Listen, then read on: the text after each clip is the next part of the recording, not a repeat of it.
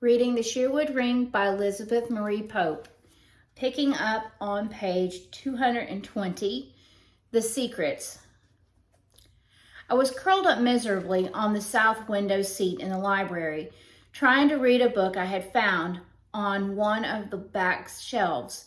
It was a very old book, bound in musty calf with ornate brass clasps, holding it together at the corners. It had been published in London in 1616. I had taken it down because I was attracted by the title, A Treatise of Apparitions and Spirits Walking the Earth, by that learned and excellent minister of the gospel, Dr. Abraham Potter. Facing the title page was an engraved portrait of the author himself, wearing a large ruff and small black skull cap, his quill pen poised over a sheet of paper, and his eyes lifted to heaven as if waiting for the spirits and apparitions to come down and inspire him. The learned and excellent Dr. Potter had gone into his subject very thoroughly. The first chapter consisted of a long dissertation on the nature of spirits and apparitions in general, with a great many quotations in Latin and Greek from the Bible, the classics, the fathers of the church, and a number of Renaissance authorities whose very names were unfamiliar to me. The following chapter took up the question whether and upon what occasions the spirits of the dead may be verily asserted to revisit those yet living. These spirits all seemed to be quite different from the sort to which I had become accustomed at Rest and Be Thankful. There were ghosts who could not rest because they had been secretly murdered. Ghosts who were trying to reveal where they had hidden some treasure. Ghosts who rose to warn their country's leaders of some approaching revolution or catastrophe. False ghosts who were actually devils in disguise. Ghosts who. It was no use. I could not concentrate. Try as I might, I kept turning my head every minute or so to look down the drive for some sign of the doctor's car. The doctor had already called once at Rest and Be Thankful during the morning, but he had said something just before he left about dropping in again on his way back to New Jerusalem when he had finished his afternoon round. Uncle Enos was very sick. Poor Uncle Enos. After doing his best to live like a fine, old, traditional 18th century gentleman all his life, he had at last come down to the fine, old, traditional disease, the sort of thing which 18th century novelists would have described as wasting fever. Dr. Lewis had talked very impressively about the possibility of a virus infection complicated by fatigue and overexertion. But that made no difference. It still looked like a plain case of wasting fever to me. At first, I had thought that he was only worn out after all the excitement in the Independence Day ball. He had somehow managed to drag himself downstairs the following morning, and we had all been so tired and so busy with cleaning up ourselves that we did not pay very much attention to him. The next morning, he did not come to breakfast, and when Christopher Seven went up to call him, his room was empty and the bed had not been slept in. I finally found him in his study, at the desk, with his head down on a pile of scattered papers, where he had apparently been sitting ever since the night before. Even then, he had stubbornly refused to let us send for the doctor, and had shut up himself in his own room for the rest of the day, insisting that he would be perfectly all right if we would only have the sense to leave him alone. The day afterwards, he was too ill to protest when I called in the doctor on my own responsibility. By the time he came, Uncle Enos was running a very high temperature and had begun to toss restlessly about in the big four-poster bed. Nothing that the doctor was able to do seemed to help very much. The fever would not go down, and even sedatives apparently had little or no effect on the restlessness. He could not sleep, and he could not eat, and he could not seem to remain quiet for an instant. He hardly ever spoke, and this terrified me more than anything else. He never uttered a word of complaint.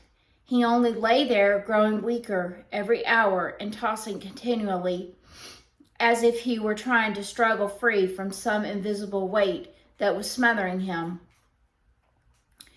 "Do you happen to know if there's anything weighing on his mind, Miss Graham?" said the doctor rather anxiously at the end of the first week. "Of course, virus infections can do very odd things sometimes, and your uncle has never been what I'd call a good patient, but he ought to be responding to treatment more than he is. I'm beginning to think that at least part of the trouble must be nervous tension. Has he had any particular difficulty worrying him lately?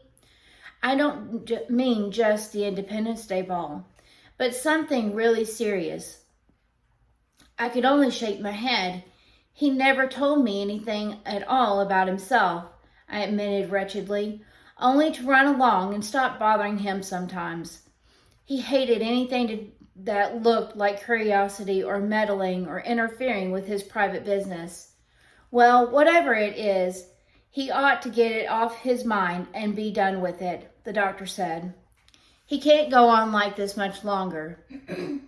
If he'd only relax and let the sedative take hold, he might have a chance. If he'd even give in and tell me what's worrying him, we might be able to do something about it. But you might just as well argue with the stone wall." "There's old Mrs. Cunningham," I suggested tentatively. "Do you think it would do any good to ask her?" She took him off to the library to talk to him about something the night of the Independence Day ball. Maybe she was the one who upset him. But old Mrs. Cunningham, sweeping up to the door in an incredible Rolls Royce, only one step removed from a couch, could do a little except repeat what the doctor had already said in her own words, which were considerably more picturesque but equally unhelpful. "Of course Enos had been up to mischief. That's perfectly obvious," she remarked, rapping her cane and looking more like the bad fairy than ever.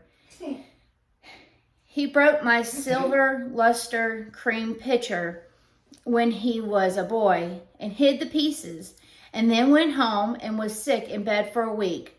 I don't mean that he was a cowardly child who couldn't stand the idea of a whipping. It was just that he always took the most absurdly lofty view of himself, and when he was tripped up by the devil like anybody else, he simply couldn't bear to admit it. The trouble was, he couldn't live with himself afterwards either. Your dear father was the only Graham I ever met who didn't have a tendency to suffer from ingrown conscience anyway." She spoke as if a conscience were a particularly inconvenient form of toenail. But Enos always seemed to get it especially hard whenever he got it at all. He ran his temperature up to 105 that time before I found the pieces where he'd buried them under the rose of Sharon in the shrubbery. No, I can't tell you what's the matter with him now. That born fool, Allison Douglas, came rushing up to us in the dining room before I could get it out of him. I suppose he must have been sickening with it for a long time. And then this virus infection coming on top of everything else brought him down with a crash. It's something to do with the Thorn boy, of course. Why don't you come over on Sunday and see what he knows about it? I've sent him a note inviting him to tea at 5 if that ridiculous Ford of Ted Lowry's will hold together till then. There was no way I could tell old Mrs. Cunningham that Pat knew nothing whatever and could not possibly be of any help to us, and I felt bereft of my last hope as I thanked her for her kindness and watched the Rolls Royce go creaking majestically down the drive.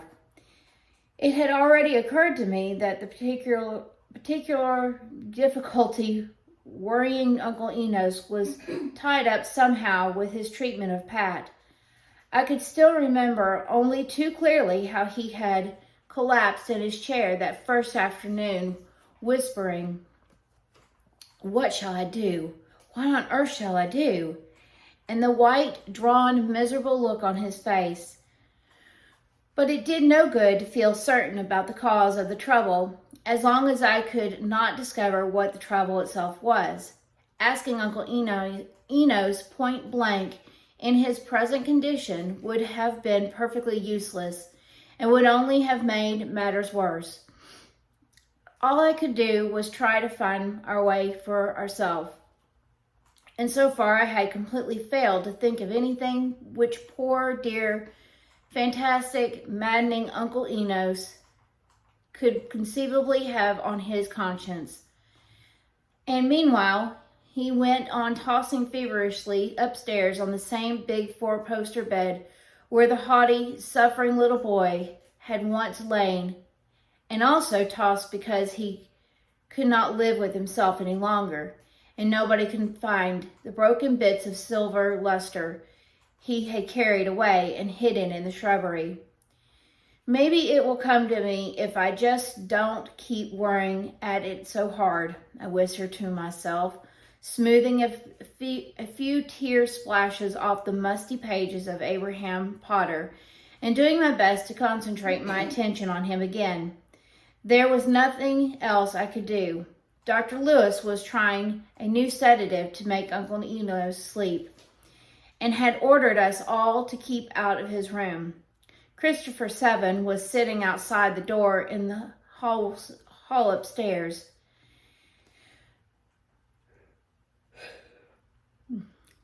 And there was some scholars I made myself read on. Some scholars, and among them men eminent for their wisdom and holiness, who maintain that there are yet another sort of spirits who may return to the earth, and these not to uncover secret murder, nor yet to reveal hidden treasure, nor yet for any purpose hitherto set down, but rather out of pure charity to give what help and comfort they may to such of their descendants who continue to dwell in the same house. I straightened up and began to read more carefully. Abraham Potter was becoming interesting at last. True it is that the indigenous Joannes Calavius argues very learnedly that this is but a notion or fantastical opinion drawn out from those fables of attendant spirits which the heathen relate, or the guardian angels concerning which the papists fondly dispute. Yet, for myself, I rather believe that such visitations do verily occur, though indeed, as I allow, they must needs happen but seldom, and this for the following reason, viz., to wit, that these spirits do never show themselves except to young maidens who are sorely neglected by their own kin, and more especially to those who are so unfortunate that they have never in all their days received from them the smallest caress or token of favor. No, not so much as a kiss from their own fathers and mothers. Wherefore, it is said, the shades of their family are permitted by the merciful providence of God to do what they can to cheer them in their need, and that need being satisfied, they depart away again and are seen no more. "Well, Peggy," said a familiar voice on the other side of the room, is it any clearer to you now?" Barbara Graham had come back again and was standing over by the study, with one hand on the knob of the door. She looked a little older than she did the last time I had seen her. She was no longer wearing the crimson riding cloak, but instead of a soft flowing dress of deep rose that shimmered delicately as it caught the light. She had a locket or something of the sort on a thin, fine chain around her neck, but I could not see exactly what it was because it had slipped in under the lace ruffles at the edge of her bodice. "Yes, it's all clear, but oh, I am so glad to see you. You don't know how I've needed you. Uncle Enos is sick, and we can't find out what he's got on his mind, and wondered if you could possibly tell me." But Barbara Graham was shaking her head. "No, my dear," she said gently, but very decidedly. "That you must work out for yourself. But you can stay with me a little while anyway." I begged. "You won't go, will you? Everything's so horrible, and I haven't got anybody else." Barbara Graham gave a soft, half-rueful little laugh. Her eyes had the same amused, secret look which Copley had caught in the portrait. "No, I won't go," she said. "Don't you remember? It's only when your need is satisfied that I," how did he put it, "depart away again and am seen no more." "Why is it that I see you more than any of the others?" I asked curiously. "This is the third time now. Dick and Eleanor and Peaceable have only come once." Barbara Graham laughed again. "I suppose it's really because we're both so much alike," she answered. "The difficulties we seem to get into with young men from England." "Oh, but that isn't the same at all," I objected hurriedly. "Not in the least.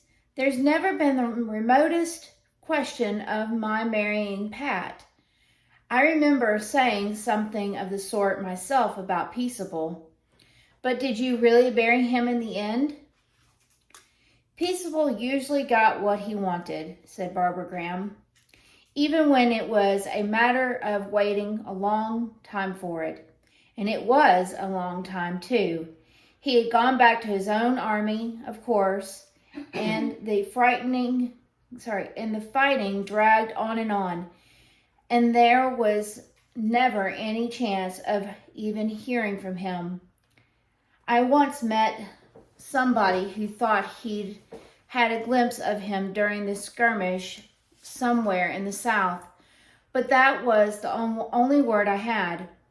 It couldn't actually have been more than 3 years altogether, I suppose, counting from Christmas to Christmas, but they seemed more like centuries.